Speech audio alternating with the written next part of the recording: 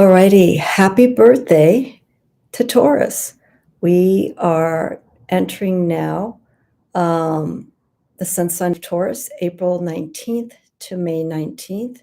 And then come May 20th, we move into the sun sign of Gemini. I will talk about that when we get to that phase of the sun sign.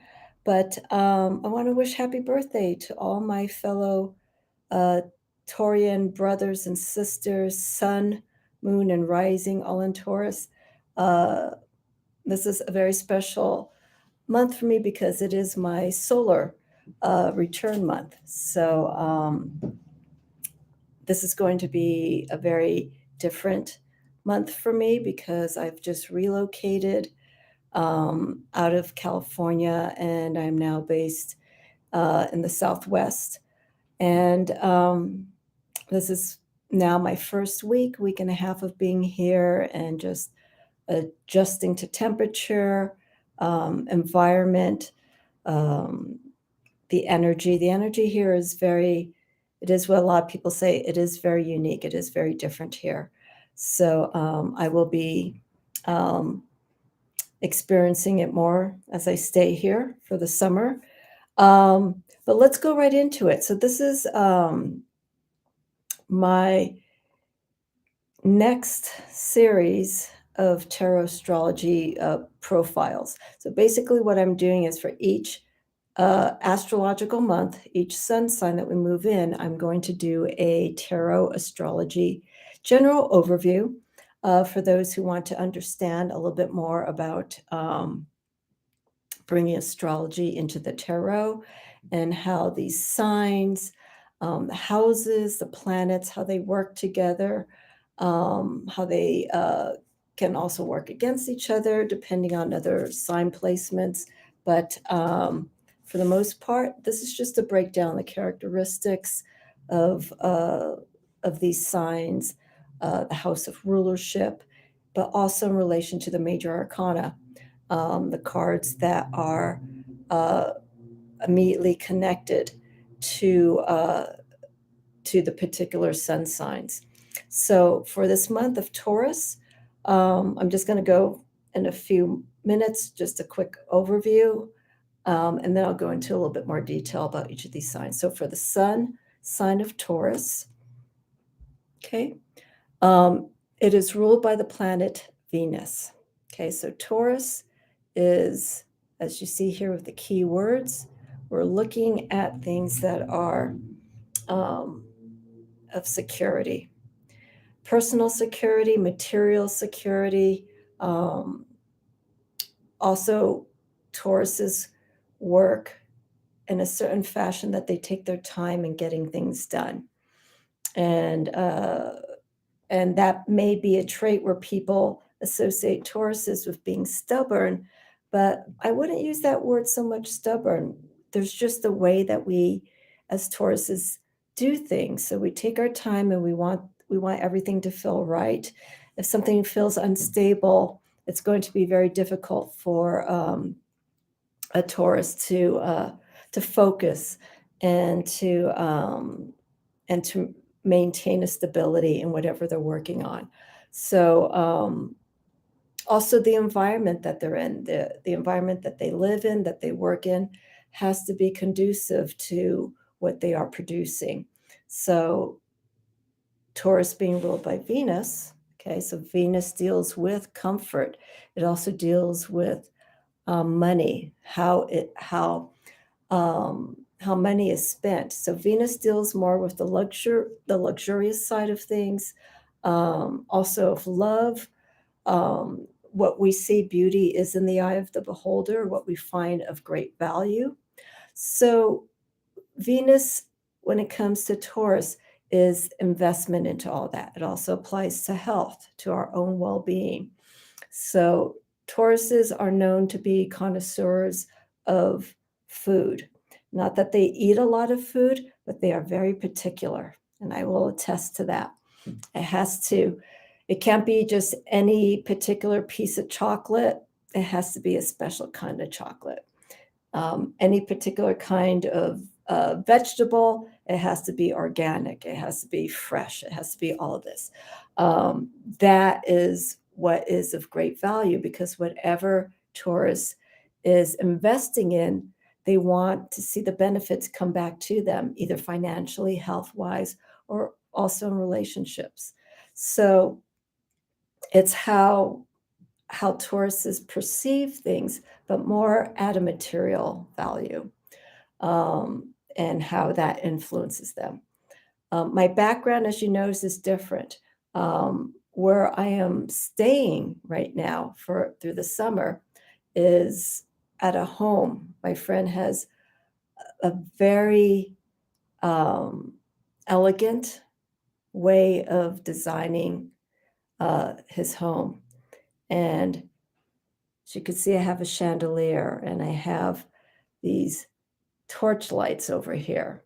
And this is the dining room area of this house. And behind me is the yard. And then these lights that you see here are coming from the house next door. But the way this whole place is decorated, it's very Venusian. Antiques, high quality fabric. It's almost like being in a dark Gothic setting. And my friend and I, we go back for quite some time. So when I came to the home, it's just like, wow, this is going to be wonderful. So anyhow, that's just an example. It feels comfortable. It feels a place that can be very inspiring, and that can be a good investment for me, investment into creativity and self-expression. So that's where the Venus Taurian influence comes from.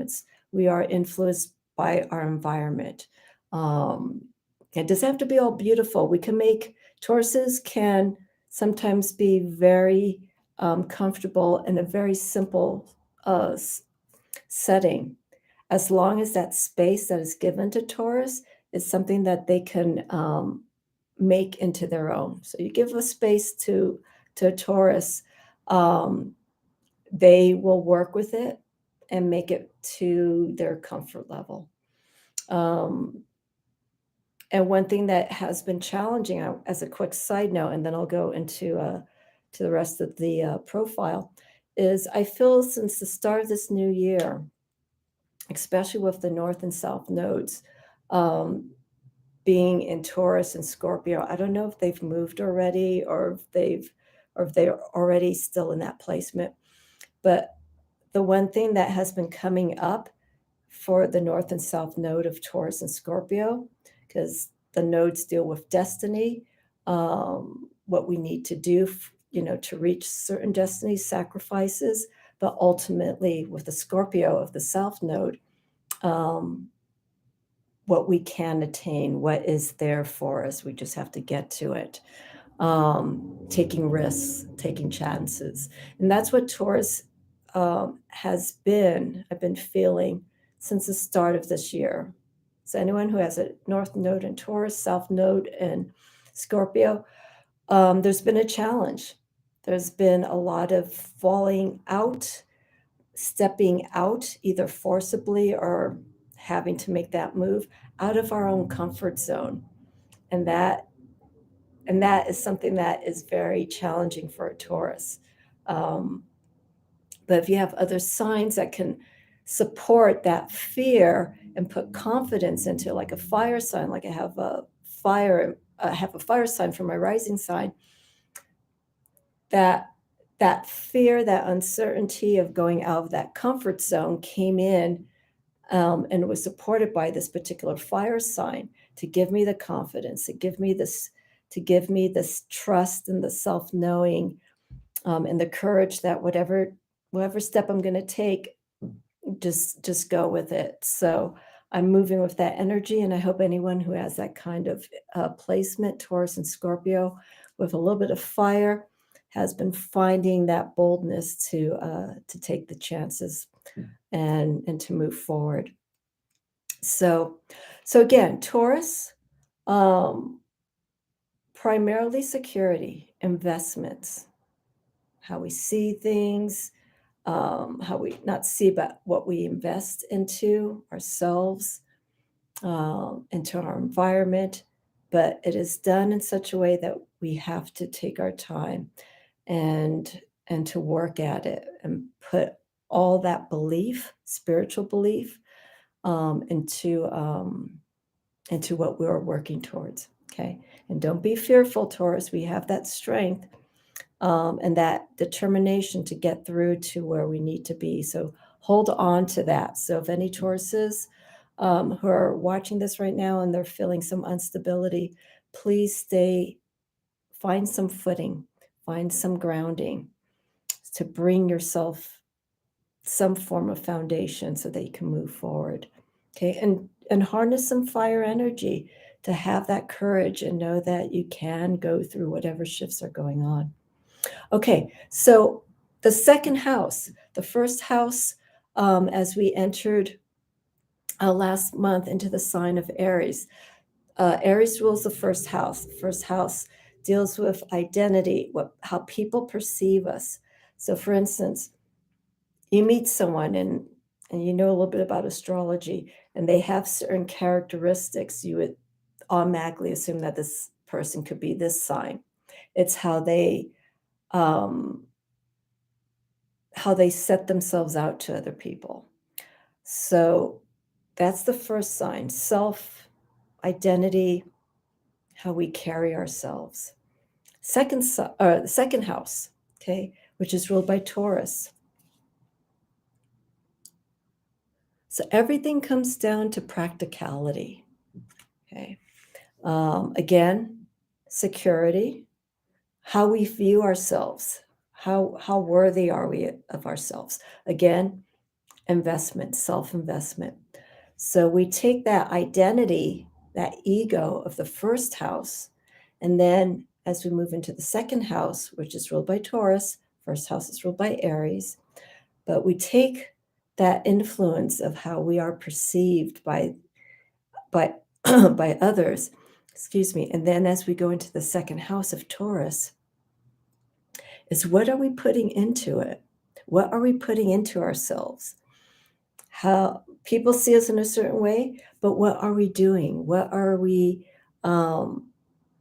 seeing worthy of ourselves? How do we want to come across to other people? And that really shouldn't matter, you know, but there are individuals that are out in the public, and it's very important for them to have a certain identity that they want to maintain. So when it comes to that, people who are in the public eye, they have to watch very carefully what they say, how they dress, actually down to who they interact with, the environment that they're in. So it's really important when it comes to that second house, the house of value, the house of material possessions, the things of self-worth. Take that into consideration during this month of Taurus. Excuse me, from April 19th to May 19th. What are you doing for yourself? Okay, what are you investing in? Okay, that will make you have a sense of security, spiritually, physically, also emotionally, but primarily um, the stability and security of knowing that um, you're working on your house, you're working on your car, you're working on yourself, you're working on projects. You know, if there's any challenge that comes through it, take care of it. Mediate any issues that come about during that time. Okay, so that in a nutshell is what the second house is. It's a value, possessions, um, what we are investing in. And again, this depends on these other signs and planetary placements in these houses. Okay, so if you have Scorpio in the second house, okay, so the opposing sign of Taurus, which is actually very interesting because when you have that opposing energy, Taurus can support Scorpio, Scorpio can support Taurus because of those opposing forces. And so when it comes to with Scorpio in the second house. We're looking at issues. Scorpio is a water sign, Taurus is earth. Again, so we're looking at these two complementary elements. Water sustains earth. Without water, earth becomes parched, earth cannot grow. And now being out in the Southwest, I'm feeling that strong influence of aridness and the lack of water here. So I'm going to have to change that energy around. I have to start working more with the influence of water, so of the emotions. So with Scorpio coming in, Scorpio is a fixed sign, so is Taurus. So we have the steadfastness and determination of both of these signs when it comes to matters of the heart and when it comes to things of security.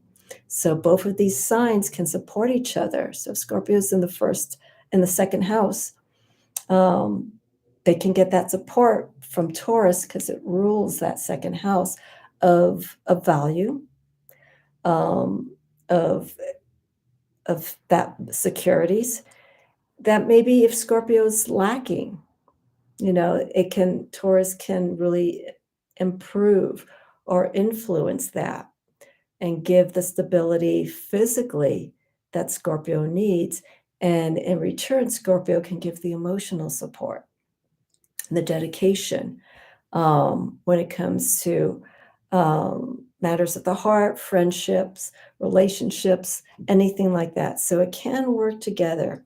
But again, those are two signs that are fixed. So there can be some, no, it's my way, or no way at all. But these two signs can actually work through that.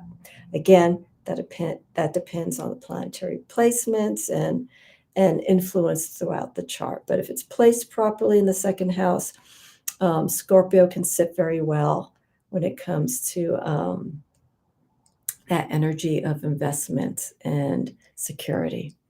Okay, so that's the second house. Again, Taurus, earth sign, fixed, ruled by Venus. So Venus, we're dealing with things of beauty, value, what is of investment and security for Taurus. Another thing I want to point out too, physically, the body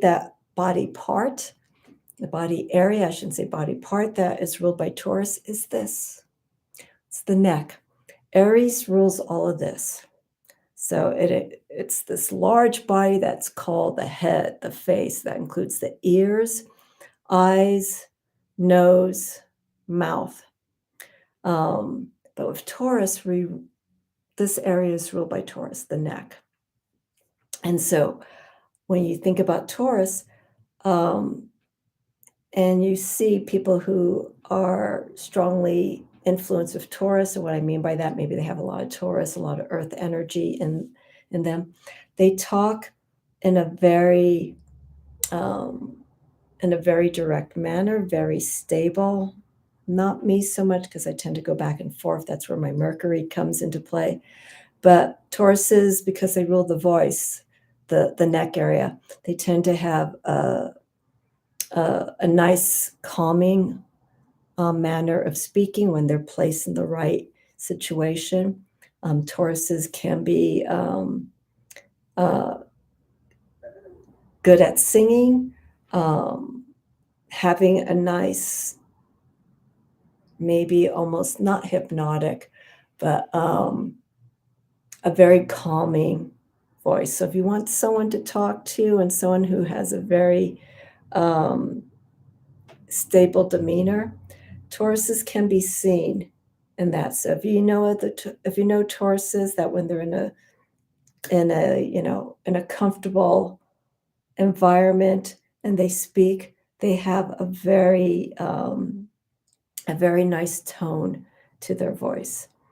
And also interesting enough, as some of you have seen, I have a birthmark right here, right smack dab in the center of the neck area.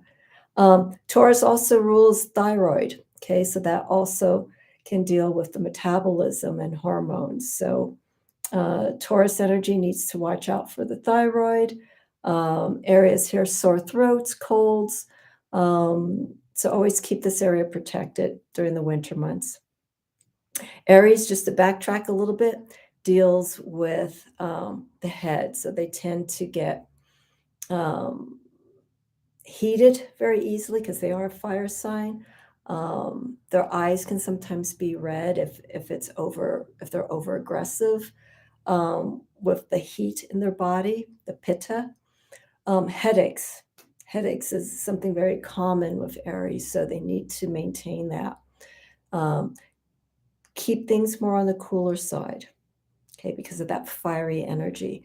Taurus, I believe, is their dosha, I believe, is cold, dry, and I believe Aries is hot, dry. So those are the temperatures that tend to be associated with the different signs. I believe that's correct. If not, please put in the comments if it is otherwise. But I believe for Taurus, it's cold, dry, and then Gemini, I believe, is probably it's dry as well, but I'm not sure temperature. It could be cold, dry as well, but I don't think so. Maybe warm. So anyhow, those are some of the physical attributes that are associated with Taurus and with Aries. So we have to maintain that these energies. So we start with Aries here, Taurus here, protect the throat. If you feel like your throat is getting sore, soothe it with honey. Keep it moist. Don't keep it dry like my throat is sounding right now, which I have to again work with being in this new environment. Okay, so the astrological aspects. Let's set aside that. The major arcana, the cards of influence for the sign of Taurus, and also for Venus. Okay, in the major arcana, most of the or all of the major arcana, there are 10 planets, including the outer planets, the newer planets, and 12 signs. Okay, so that makes 22 or 21, I'm sorry. No, 22, including the Fool, for the major arcana. So each sign has either a singular or two planets that are placed with the major arcana.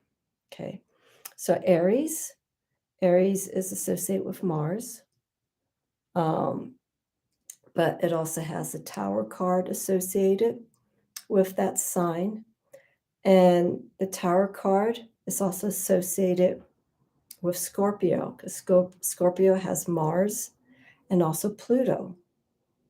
Pluto has the major arcana archetype of the Judgment. So we have these cards that are interplay with each other, but with the sign of Taurus, we're dealing with Venusian energy. And so that is actually ruled. I'm going to start with Venus for the sign of Taurus, is the Empress. Now, the other sign that is also associated with the Empress and is ruled by Venus is Libra. Okay, but the characteristics of Venus with Libra and Venus with Taurus is Venus in Libra deals more with the harmonious aspect of relationships, finding balance, and like a nice stable way of working in relationships. That's with Libra. Venus, as I was saying, with Taurus, we're dealing more with investments, things that are tactile. Libra's an air sign. So everything comes to how they want to communicate with people. They want to make people feel comfortable, give them what is needed to them, because for Libra, to them, that's what they think is the best thing to do. And so that's where the Empress, the Libra influence, the Venusian influence for Libra comes in. It's making other people feel good. But here with the Empress, we have, just in general, ruled by Venus, we have the feminine energy of nurturing. That's what it comes down to with the Empress in relation to Libra and also to Taurus. It's all about nurturing yourself and also nurturing for others. But this nurturing comes from a place of experience. It comes from what is best experienced for other people. Okay. So with Taurus, what they find with the Venus influence is what is of importance to them. What is needed to nurture the needs of Taurus. And they will look at this. For most Tauruses, you will see certain kinds of material possessions, how they take care of themselves, and what's what they're surrounding themselves in. That gives a Taurus security. If they're, again, like I was saying earlier, if they're in an environment where it's not quite to their liking, it's going to be a little bit more difficult for them to work in that environment. But if Taurus has a limit that this is what they have to work with, they will make it work in their best interest. They'll do something that can make them feel a little secure, make them feel comfortable. Okay, Empress again, nurturing. Taurus, our comfort level. How much comfort can Taurus have? We can have excessive amount of comfort where the laziness may come in. But also we can have not enough, where we may not be taking care of ourselves the best way that is needed. We're not nurturing ourselves. So when this Empress card comes in a reading, watch for those, watch for this sign. Could be asking you, what do you need to put more of an emphasis to build that security that you need, that self-nurturing that is needed. Okay, Taurus is a sign that works. It's very determined, and it will do what it needs to get to accomplish what they're moving towards. But sometimes all of that work, all of that belief in working towards a goal can sometimes take away from them taking care of themselves until the body says, hey, you know what? You're pushing yourself too much. So I think we're going to change that. And then something happens, they get sick, or their body just tires out. So that determination is a very strong characteristic of Taurus, but it can also be, again, depending on the planetary influences and signs, so on and so forth, it could be one that could push Taurus a bit too much and put them out of that level of taking care of oneself and working more towards what they're trying to finish.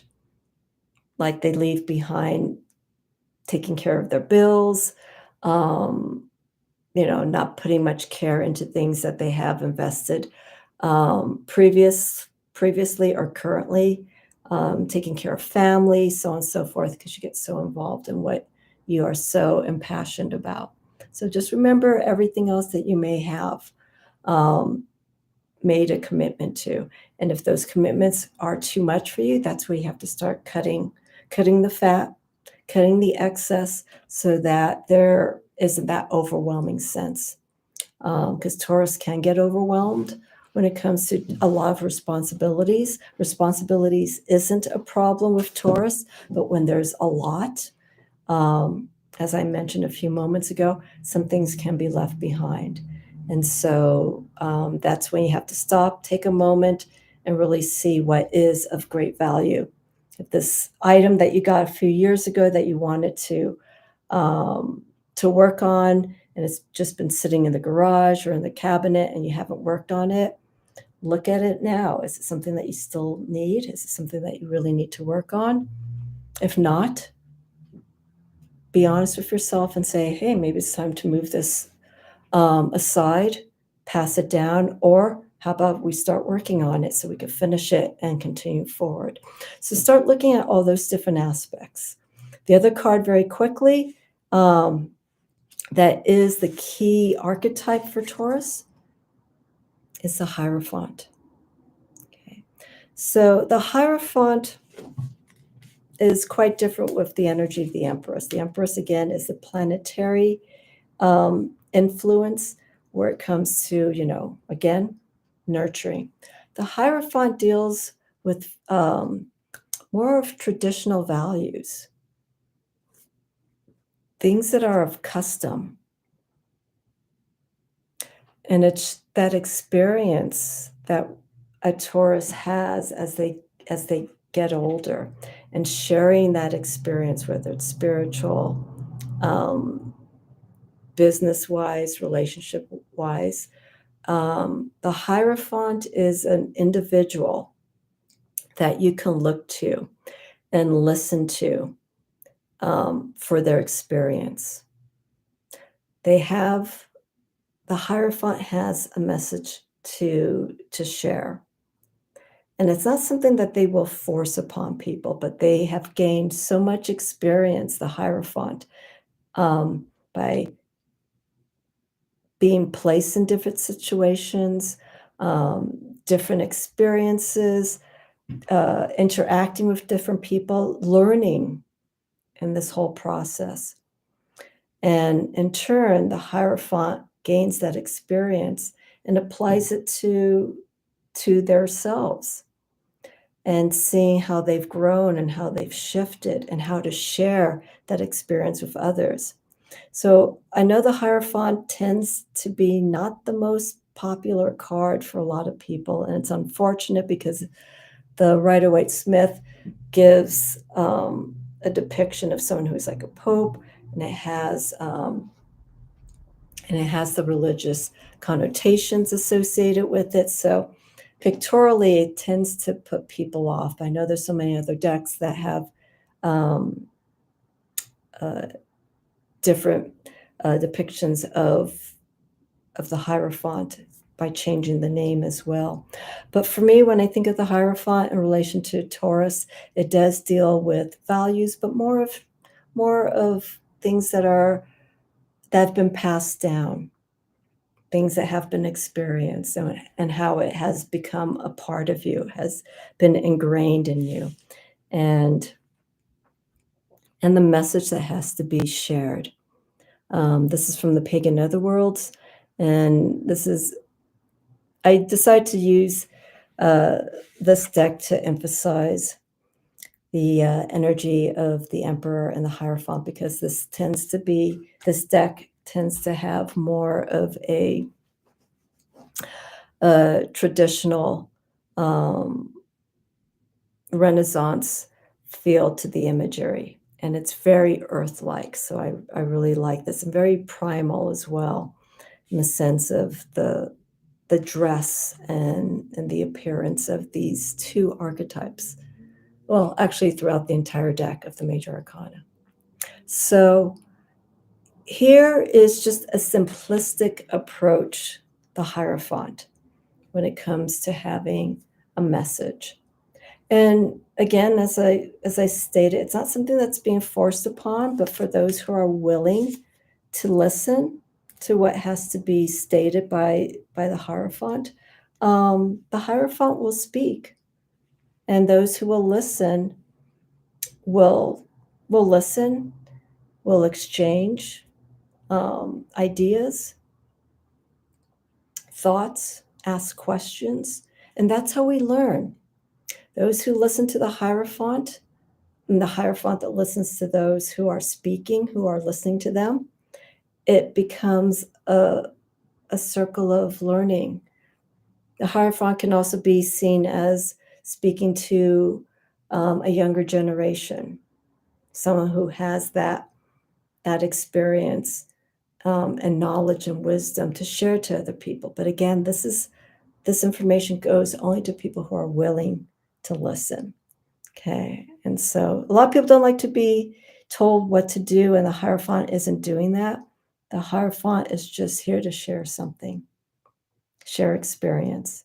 And again, goes to social media. Everyone will find their group of people that will appreciate whatever someone has to say and to learn from it. We correct each other if that's what it comes to, so we could better understand what we did not understand. And so it's a whole growing process. But again, the Hierophant, we're looking at things of tradition, things that have been passed down to us and has been an influence in our lives in many ways. Okay. And that sets a stable foundation and way of seeing things and how we interpret things in life. So that's the overview of Taurus. Okay, from April 19th to May 19th. So we're looking at security, patience, trust in ourselves, trust that whatever we're working on towards, we can get through it. Venus ruled. So again, we're looking at security, financial security, material security, things that are of value. Please be careful with excess. There's a way of having excess of all of these influences, but we don't want to have too much of it, but we also don't want to have too little of it. If we have too little of that Venusian influence in Taurus, we're not really taking care of ourselves. If we have too much of it, an overabundance of, spending money on things that are more on the luxurious side, that is just going way beyond what we need. We may need to take a look at that as well, and to ease back on that. It's nothing wrong in taking care of yourselves on a Friday. Friday's ruled by Venus, so a great time to spend with family, friends, date night, but also to take care of ourselves. Go to the spa, beautify yourself, do whatever, but do it in a way that it is of balance, not too much, not too little. Okay, so have a wonderful month, Taurus. And again, if you have any questions, feel free to leave them in the comments. If you want readings, visit my website. I have different kinds of readings there, astrology readings, different kinds of approaches to doing readings. If you have any questions, just let me know. And next, after this, I will be doing the readings, the elemental readings for the month of Taurus. And what I mean elemental readings is I do readings each sun sign for each month. So for Taurus, I do readings for all the earth signs, which is Taurus, Virgo, and Capricorn. I'm going to do it elementally in the order of where we are in our astrological wheel. So next will be Gemini. So I'll be doing all the air signs. Gemini, excuse me, Gemini, Libra, and Aquarius, and then fire signs, and then air signs. I'll end it with those signs not air signs. I'm sorry. That is the water signs I will be ending with. And the water signs being Cancer, Scorpio, and Pisces. So stay tuned for that. I will be putting those readings out for the month of Taurus for all those signs elementally. And you can always mix and match those readings if you have your moon in a water sign and your rising signs in a fire sign. You can scroll back to the videos and look at those readings and bring them all together. Okay, so I'm working on the deck that I want to do for the month of Taurus. I think I know what it's going to be. So you'll see when I do those readings. So have a wonderful week, everyone, and I will see you all soon. And until then, please take care of yourself. All right, I will catch you all again soon.